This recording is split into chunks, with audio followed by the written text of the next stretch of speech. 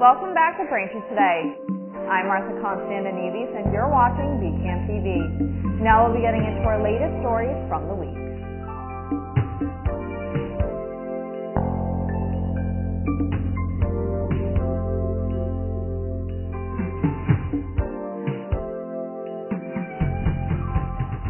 Welcome back to Braintree Today. I'm Martha Konstandinidis and you're watching BCAM TV. Now we'll be getting into our latest stories from the week. An American citizen who had been imprisoned in Russia since 2021 on marijuana charges has been released. Mark Fogel was at a Russian airport and found with less than an ounce of medicinal marijuana that had been prescribed for back problems. He was charged with drug trafficking in 2022 and sentenced to 14 years in prison. He had flown with his wife to Moscow, where they taught at the Anglo-American School of Moscow. Fogel's family became increasingly frustrated during the Biden administration as talks over his release on humanitarian grounds were unsuccessful. On Wednesday, Kremlin spokesman Dmitry Peskov said an unnamed Russian citizen would be freed from U.S. custody in the coming days as a result of Fogel's release. That Russian citizen has since been named and is Alexander Vinnik, the co-founder of BTCE, a popular Bitcoin exchange. U.S. authorities have said BTCE was a key platform used by cyber criminals to facilitate ransomware extortions, identity theft schemes, and narcotics distribution. Vinnik was awaiting sentencing in the U.S. in late June after pleading guilty to conspiracy to commit money laundering.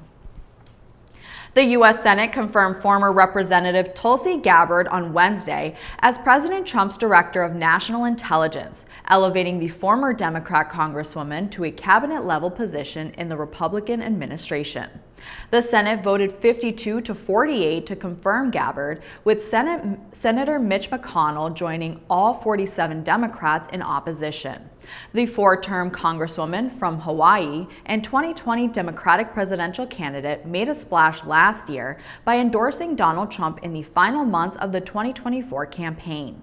Senate Majority Leader John Thune earlier this week suggested that Democrats were retaliating against both Gabbard and Health and Human Services Secretary-designate Robert F. Kennedy Jr. merely because both became disillusioned with the Democrat Party. Spirit Airlines has rejected Frontier Group's $2 billion acquisition offer, stating that it is less beneficial to shareholders than its current restructuring plan. Frontier's bid included $400 million in debt and a 19% stake in the airline, but removed a requirement for Spirit to complete a $350 million equity rights offering. Spirit, which filed for bankruptcy last year, argued the proposal did not address key risks and countered with a revised deal offering $600 million in debt and $1.2 billion in equity, an offer Frontier rejected. The two airlines have been in merger talks since 2022, but a previous deal was derailed when JetBlue stepped in, only for its bid to be blocked over anti-competition concerns. Frontier revived its takeover efforts this year, but Spirit remains focused on completing its restructuring in the first quarter. A satirical petition calling for Denmark to crowdfund $1 trillion to buy California has gained more than 200,000 signatures. The petition jokingly suggests that Denmark needs more sunshine, palm trees, and roller skates, proposing to purchase California from Donald Trump in response to his renewed interest in acquiring Greenland. It highlights benefits like better weather, a steady avocado supply, and tech industry dominance, even suggesting renaming Disneyland to Hans Christian Andersen Land. Though Danish and Greenlandic officials strongly oppose Trump's idea, the debate over Greenland's future remains a hot topic. Tri-Union Seafoods has voluntarily recalled several canned tuna products, including those sold under brands like Genova, H-E-B, Trader Joe's, and Van Camp's, due to a manufacturing defect that could lead to botulism, a potentially fatal illness. The recall, issued on February 7th out of an abundance of caution, follows reports that a defect in the Easy Open pull tab could compromise the product's seal, leading to possible contamination. While no illnesses have been reported, consumers are advised not to use the affected products, even if they appear normal. The recalled cans were sold at Costco and other major retailers across more than 24 states. Customers can check the FDA website for specific can codes and return recalled products for a refund or replacement. Thanks for watching Braintree today. We'll be right back with more after the break.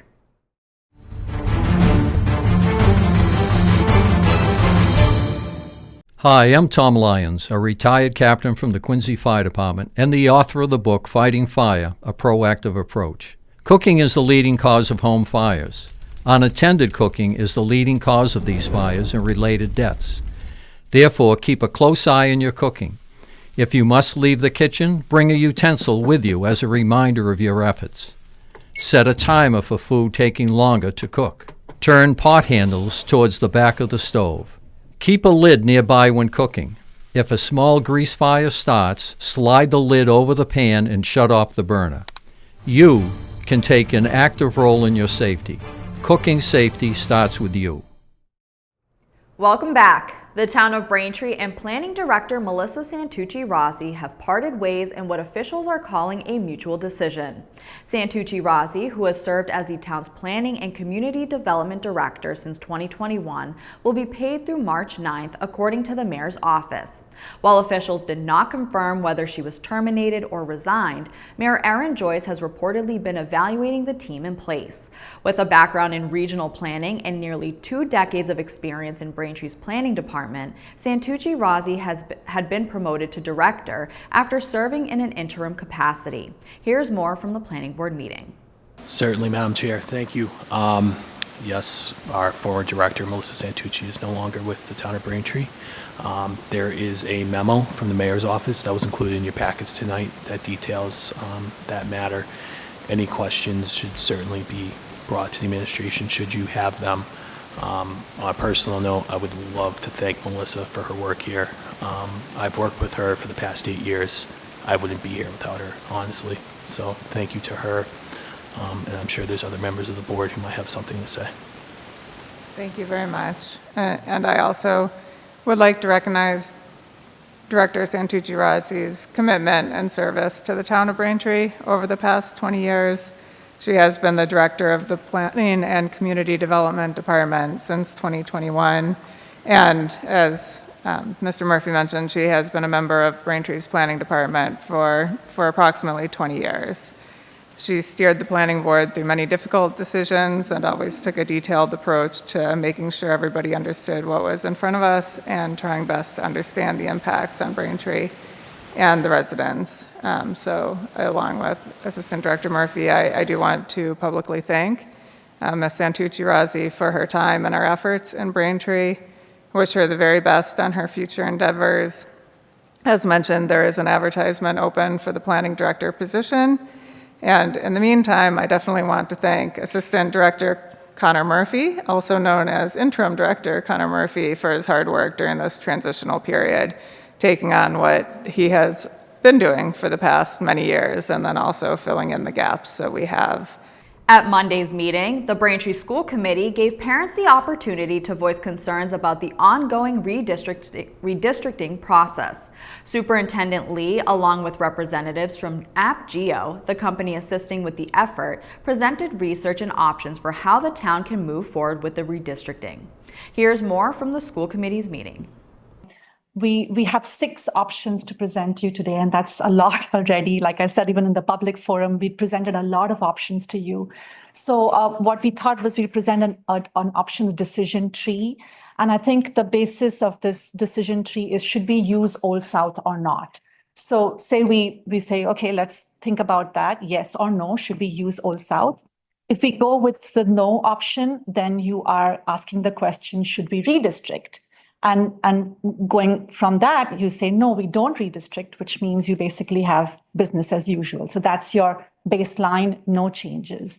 The second sort of question, the answer to the redistrict is yes, let's redistrict. And this is that new option where we keep all the schools open and redistrict. So So that's the second option there is no schools closed, but redistrict the entire town. So those are your two sort of, we're calling that 1A and 1B options which we'll be sharing with you. The other approach is, of course, using Old South, in which case you have to choose whether you're closing Highlands or you're closing Liberty, because you have to move those students into Old South. And then what we identified was that you then have to figure out if you want to redistrict South. So if you redistrict South and close Highlands, what happens? You say, no, we're not going to redistrict South, in which case you have 2A, which is Highlands and Ross close, and redistrict just the North. You keep the South the same. And if you say, yes, we redistrict the South, then Highlands and Ross closes and redistrict South and North. So you'll see that option. This is 2A and 2B. And those options you've already seen. Those are presented to you. The new one, of course, is closing Liberty, redistricting South. Again, is it no? We Liberty and Ross close and redistrict North. And if it's a yes, then Liberty and Ross close, and both North and South get redistricted. So in all of those use Old South options, the North, what we're presenting to you is the same. And I think we explained this during the public forum. Unfortunately, the way the geography of Braintree is, you kind of can treat the North and South differently. And also there is the middle school feeder pattern that you have to think about. So you can't actually have kids going from North to South transportation-wise. That's why you kind of treat them as two separate entities. Not to say that it's separate, it's Braintree, but just from a practical perspective. Braintree police are warning residents about a spike in scam phone calls, particularly those targeting the elderly. Scammers often use threats such as arrest warrants to pressure victims into buying prepaid Visa cards or sending money. One resident reported receiving a call with someone screaming for help, attempting to lure them into calling back. Authorities urge everyone to be cautious of unfamiliar calls or texts and to share this warning with friends and neighbors who may not be on social media. Common scams include IRS imposters demanding tax payments, utility scams threatening to cut power, fake arrests or kidnappings requesting bail money, fraudulent sweepstakes requiring payment to claim winnings, and tech support scams claiming a virus has been detected. If you're unsure, stop before sending money and call the Braintree Police Department at 781-843-1212. The town of Braintree is looking for helpers to assist residents in need with shoveling and snow removal this winter. Those interested in helping can submit their name and contact information to Recreation Director Brendan Croak to be added to a list of available snow removal resources. To sign up or learn more, email bcroak@braintreema.gov or call 781-794-8910. The Braintree Senior Center is hosting a variety of activities for residents aged 60 years and older this February.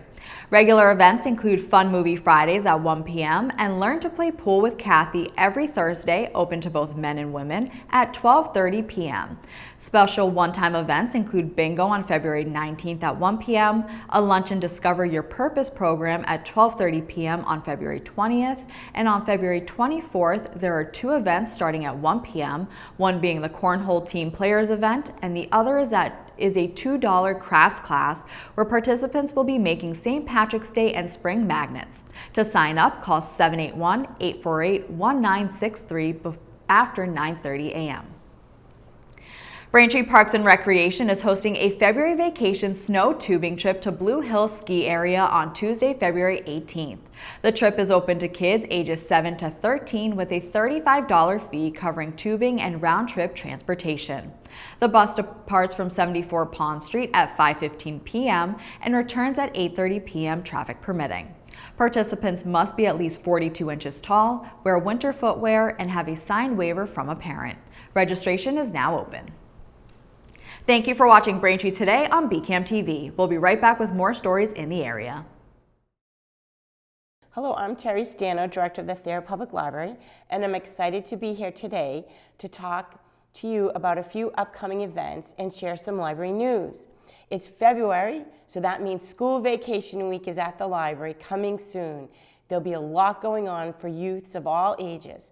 On Tuesday, February 18th, from 4 to 5 p.m. Also in the children's room, Evan is a 6-time winner of the Boston Parent Paper's Family Favorite category. His high energy, fun-filled, interactive, movement-packed performance is great for families with children of all ages. This free concert is made possible through the state aid to public library funds. On Thursday, February 20th, from 2:45 to 4 p.m., avoid cabin fever at the library. Come make a cozy cabin with us. We'll supply the cracker box, construction paper, and decorations for inside. You make it the way you like. Meet in the stained glass tower of the children's room for ages 5 to 9. Anytime during school vacation week, you can drop into the children's room to explore activities that are always available, such as Make an Easy Sledding Craft, try this month's Seek and Find activity, play educational games on our R Learning Station, or borrow some books to take home. The children's room offers drop-in play from 10 to 12 every Friday morning. During school vacation week, this event will include games and activities for older children as well as the little ones, and will expand into Logan Auditorium. Teens have not been forgotten during school vacation week. On Thursday, February 20th, from 4 to 5 p.m., meet in the teen room to create sand art in a bottle to take home. This program is free and open to ages 12 and up. The library will be closed Monday, February 17th for President's Day. We will reopen regular library hours on the Saturday before and the Monday after. Monday through Thursday, 9 a.m. to 9 p.m., and Friday and Saturday, 9 a.m. to 5 p.m. The library's author hour in Massachusetts continues all month long, and you don't have to come out in the cold for it. This is a series of virtual author talks featuring some of the publishing industry's top trending writers in partnership with the Tewksbury Public Library. The webinars are held from 7 p.m. to 8 p.m. on Zoom. Registration is required in order to receive the Zoom link. You can register through the online event calendar, in person at the reference desk, or over the phone at 781-848-0405, extension 4417. The Author Hour in Massachusetts series of talks is being promoted by more than 50 Massachusetts public libraries. Please visit our event calendar at theirpubliclibrary.libcal.com and search for Author Hour to see our complete lists. English Conversation Circle now meets weekly on Saturday afternoons from 3 to 4 p.m. This is an opportunity to practice English conversation skills with other English language learners in the supportive and friendly environment of the library. Best for intermediate to advanced speakers, but beginners are welcome. Conversation Circle is a free program offered by our librarians. It is open to all. No registration is necessary. I'm pleased to announce that the library has microphones that work and a new sound system now. A big thank you goes out to BCAM, who had put the original system in at the library 10 years ago and has replaced them for us this month. The microphones get used often for talks and other programs, so we really appreciate BCAM's funding and installation of a new system. For more information about all our events at the library, please visit www.theirpubliclibrary.org. Pick up a print calendar at the library or call the library at 781-848-0405 or email referencedesk@braintree.gov. And don't forget to sign up for our monthly newsletter at theirpubliclibrary.org events. Welcome back to Braintree Today. Now let's get right into more stories. The state's top court ruled Tuesday that Karen Reed can be retried on all the same charges in the death of her Boston police officer boyfriend.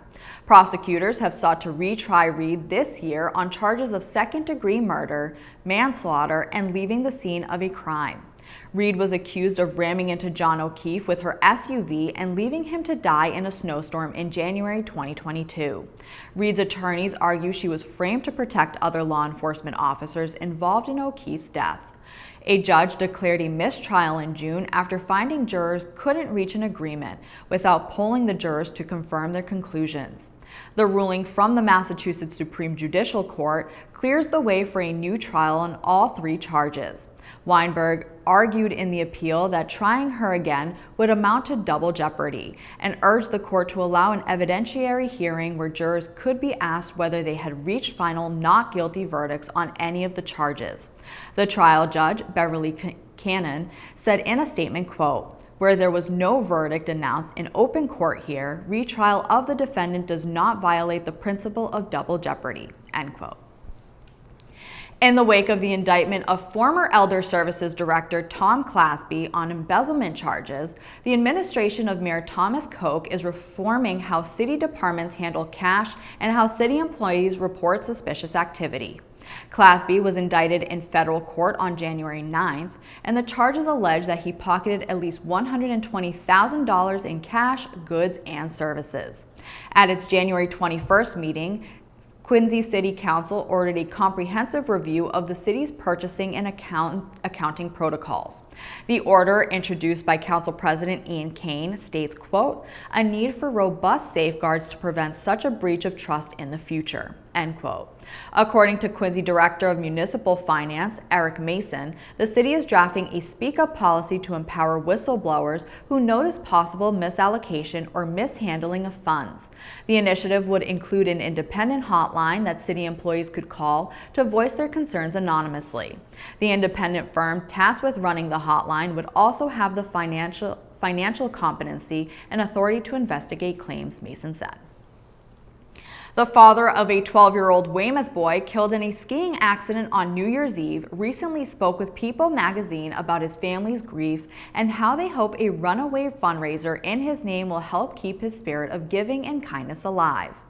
Jack Murray, a student at the Maria Chapman Middle School in Weymouth, died from injuries he sustained after hitting a tree while skiing at Cranmore Mountain in North Conway, New Hampshire, on December 31st following Jack's death. His father, Paul Murray, created a memorial GoFundMe page in his son's name for the band program at the middle school in which Jack played to honor him. The fundraiser started off with a goal of $10,000, but ended up raising more than 10 times that amount when it closed just 1 month later with a balance of $106,000. Quincy Asian Resources is celebrating the Year of the Snake with its 37th annual Lunar New Year Festival on Sunday, February 16th at North Quincy High School. The event, running from 11 a.m. to 3 p.m., will feature traditional Asian cuisine, cultural performances, and arts and crafts for kids. The opening ceremony and lion dance kick off at noon in the gym, while food and drinks from local vendors will be available starting at 11 a.m. The festival highlights music, dance, and performances from diverse cultures with free admission and parking available near the North Quincy T Station. Despite recent snowstorms, parts of Massachusetts are in a drought. The state's Executive Office of Energy and Environmental Affairs reports that the central and northeast regions are facing a level 3 critical drought, while the southeast, Cape, and Islands are at a level 2 considered significant drought. The Connecticut River Valley and western regions remain at level 2 and level 1 respectively. EEA Secretary Rebecca Tepper warns that below average precipitation is straining water systems and urges residents to conserve water indoors and follow local restrictions. Since August, Massachusetts has seen an 8 to 13 inch precipitation deficit, with recent snowfall and rain falling well below normal levels. Thanks for watching Braintree today. We'll be right back with more in entertainment.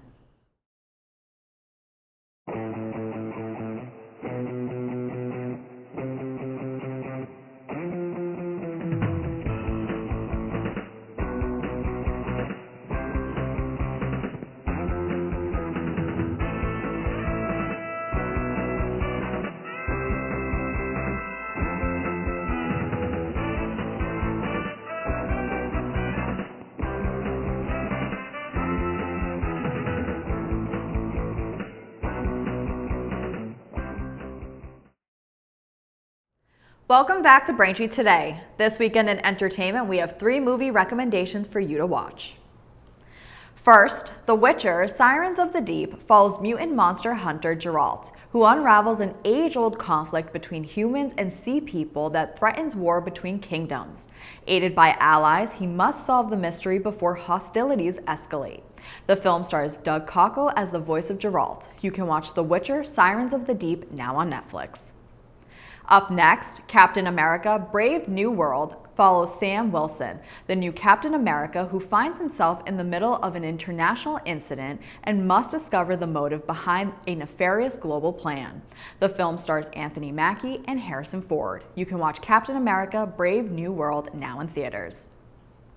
And finally, Dogman follows a police officer and his faithful police dog who get injured on the job.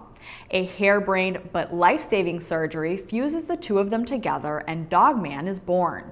As Dogman learns to embrace his new identity, he must stop feline supervillain Petey the Cat from cloning himself and going on a crime spree. The film stars Pete Davidson as the voice of Petey. You can watch Dogman now in theaters. That'll do it for news today. Remember, if you're a customer of Verizon, you can watch BCAM TV in high definition on channel 2128. You can also now see us in high definition on Comcast on channel 1073. I'm Martha Konstandinidis, and thank you for watching Braintree Today on BCAM TV. We'll see you next time.